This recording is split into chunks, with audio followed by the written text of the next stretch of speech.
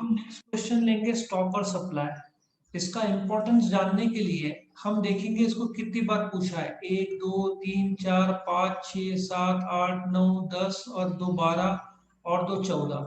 So I hope तुमको इसका importance समझ में आ रहा है कितनी बार पूछते हैं। ठीक है। सो ये जो क्वेश्चन है स्टॉक और सप्लाई तुम्हारे सामने हम प्रेजेंट कर रहे हैं। स्टॉक और सप्लाई, इसका ग्राफ में बाद में ड्रॉ करूंगा। पहले हम क्या करेंगे, एक एक करके पॉइंट्स देखेंगे क्या होता है। अभी मैं चाहता हूं कि तुम सोचो कि तुम्हारा एक दुकान है और तुम मोबाइल फोन बेच रहे हो। तुम सोचो वीवो या ओप्पो या आईफोन 12 बेच रहे हो। तुम्हारे पास स्टॉक में 10 मोबाइल फोन्स है। तुम ज्यादा से ज्यादा कितना बेच पाओगे? 10 बेचोगे कि 11 बेचोगे? बताओ। 10 तुम्हारे पास मोबाइल है तो तुम 10 बेचोगे कि ज्यादा 11 बेच पाओगे? जवाब दो।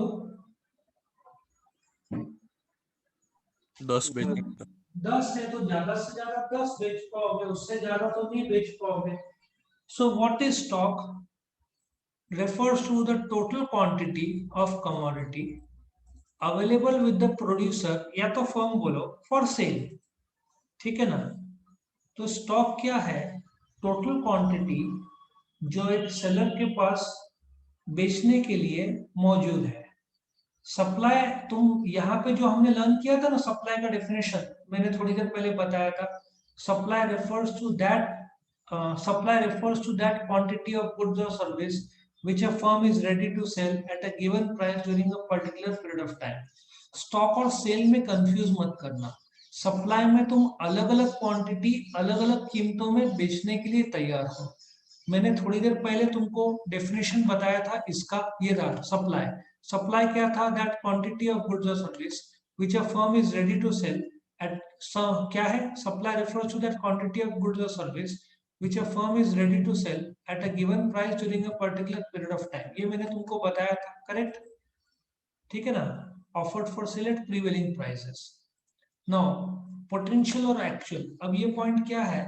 स्टॉक इज पोटेंशियल सप्लाई इसलिए बोल रहे हैं कि आज जो स्टॉक है तुरंत बिकेगा नहीं। पोटेंशियल मतलब पॉसिबिलिटी है बिकने का, भविष्य में, नजदीक के भविष्य में बिकने का चांस है, पोटेंशियल है। ठीक है।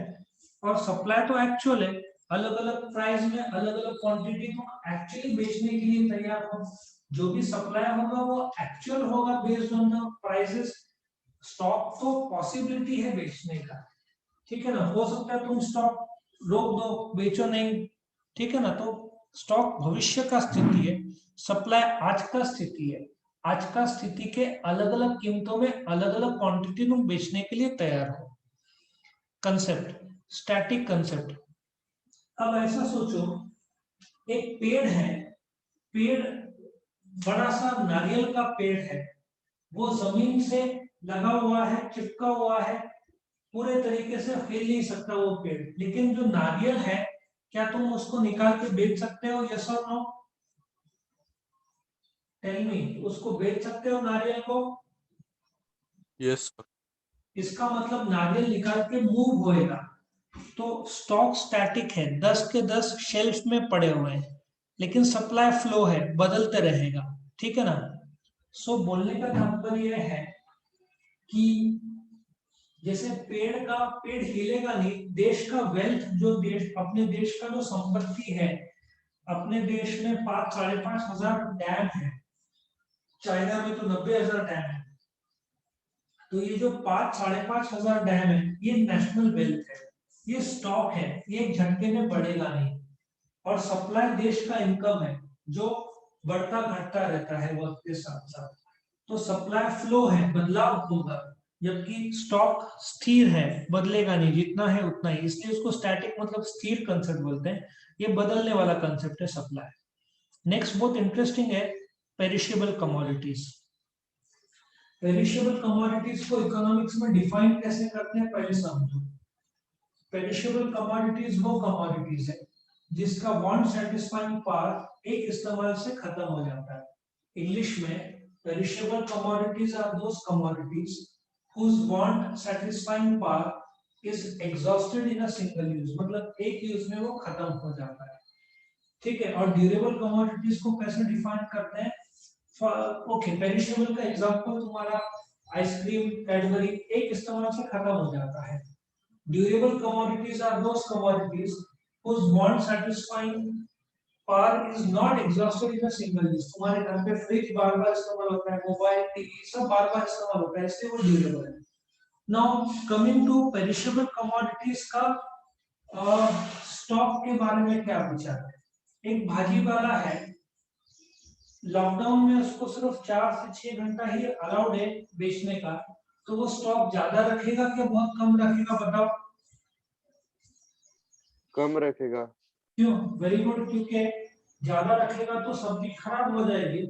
तो पेरिशेबल कमोडिटीज के लिए फिश ले लो, फ्रूट्स ले लो, वेजिटेबल्स ले लो, जो खराब होते हैं इसका स्टॉक बहुत कम रहता है। भाजी वालों से तुम पूछोगे कि क्या करते हैं जब भाजी खराब हो रही है, वो बोलते हैं क्या करना, फेंकू जावा लगता है, मतलब उनको फेंकना ही पड़ता है। इसलिए पेरिशेबल कमोडिटीज में जो स्टॉक है या तो जीरो रहेगा या बहुत कम रहेगा, क्योंकि उनको पता है खराब होगा तो नुकसान होगा। और सप्लाई तुम क्या करोगे? अभी क्या होता है, भाजी है 7 से 2 का टाइम है, जैसे 12 बज रहा है, 1 बज रहा है, भाजी वाले को भी पता है कि भाजी कल तक खराब हो सकती है। तो पेरिशेबल कमोडिटीज में सप्लाई जो दाम मिल रहा है उस दाम में वो बेच देगा, वो बोलेगा कुछ नहीं तो थोड़ा बहुत तो मिलेगा, फेंकने से तो अच्छा है थोड़ा बहुत तो मिलेगा। सो पेरिशेबल कमोडिटीज में या तो स्टॉक जीरो रहता है या बहुत कम रहता है। और सप्लाई में तुमको वो बेनिफिट नहीं है कि ज्यादा दाम में ज्यादा सप्लाई करोगे, तुमको एक टाइम फ्रेम है उसके अंदर वो खराब हो जाएगा, उसके अंदर नहीं भी बेचा तो खराब होने लग जाएगा। तो इसलिए सप्लाई तुमको जो प्राइस मिलता है उस प्राइस में तुम बेच दोगे, करेक्ट। Next, durable commodities. मैंने थोड़ी देर पहले ड्यूरेबल कमोडिटीज का मीनिंग बताया। ड्यूरेबल कमोडिटीज वो कमोडिटीज है जिसका वांट सैटिस्फाइंग पावर एक यूज से खत्म नहीं होता, जैसे टीवी, फ्रिज बार बार इस्तेमाल कर सकते हैं। नाउ ड्यूरेबल कमोडिटीज में स्टॉक, अब जैसे स्टील के दाम भविष्य में बढ़ने वाले हैं, बढ़ चुके हैं बहुत सारा, तो तुम क्या करोगे? स्टॉक ज्यादा रखोगे, ठीक है ना, नोइंग की दाम बढ़ने वाला है। सो और वो खराब नहीं हो रहा है तो स्टॉक तुम ज्यादा रखना चाहोगे, कोई प्रॉब्लम नहीं है। Stock would be higher than the supply. क्यों?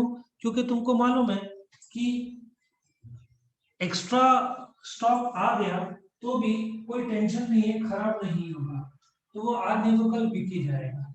तो पेरिशेबल कमोडिटीज में स्टॉक या तो जीरो रहता है या बहुत कम रहता है, जबकि ड्यूरेबल में स्टॉक सप्लाई से ज्यादा ही तुम रखना चाहोगे।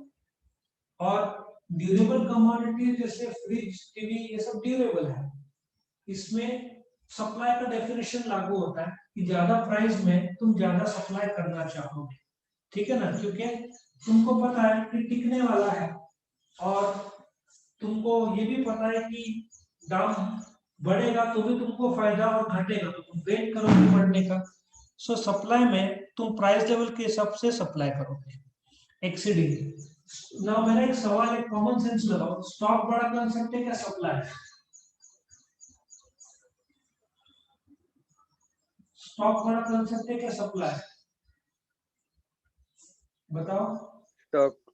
स्टॉक, क्योंकि तुम्हारे पास बेचने के लिए 10 मोबाइल फोन है तो सप्लाई ज्यादा से ज्यादा 10 तुम कर पाओगे, तो स्टॉक हमेशा सप्लाई से ज्यादा होगा। और तुम 7वां पॉइंट इधर ग्राफ मत बोलना, चार्ट बोलना, तो ये ड्रॉ कर देना, इसको मैंने इधर ड्रॉ करके बताया हुआ है। स्टॉक एंड सप्लाई तुम्हारे सामने ये आ रहा है,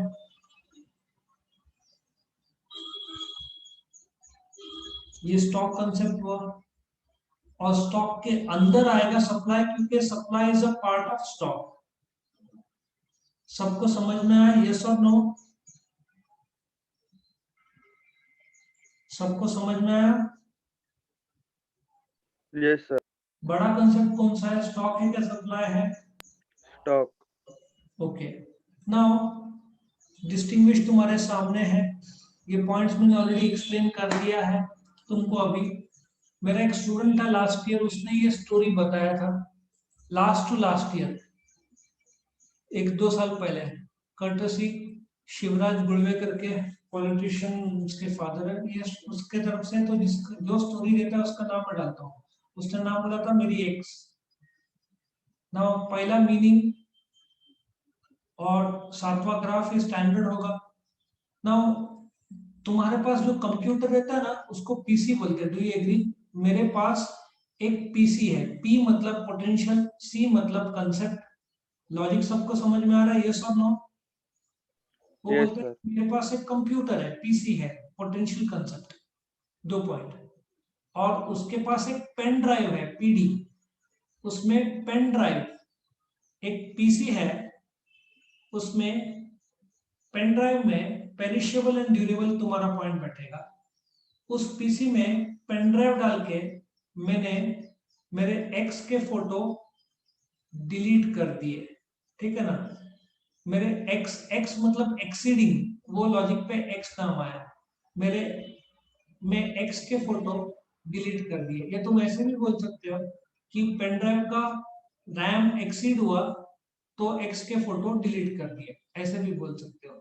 क्या लॉजिक समझ में आया सबको ये पॉइंट्स, यस और नो? समझ में आया सबको स्टोरी के रूप यस में? सर। तुम्हारे क्लास के नोट्स के बाजू में तुम्हारा स्टोरी का नाम लिखना बहुत जरूरी है।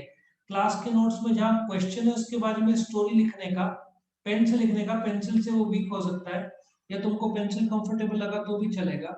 और नाम लिख देने का स्टोरी का, ताकि तुमको और क्या करने का, जब टाइम मिले पेंसिल से जो बताया मैंने स्टोरी वो हर पॉइंट के बाजू में लिख देने का, तो क्या होगा, रिवीजन के टाइम में बहुत इजी जाता है। सो इस प्रकार से ये क्वेश्चन खत्म होता है।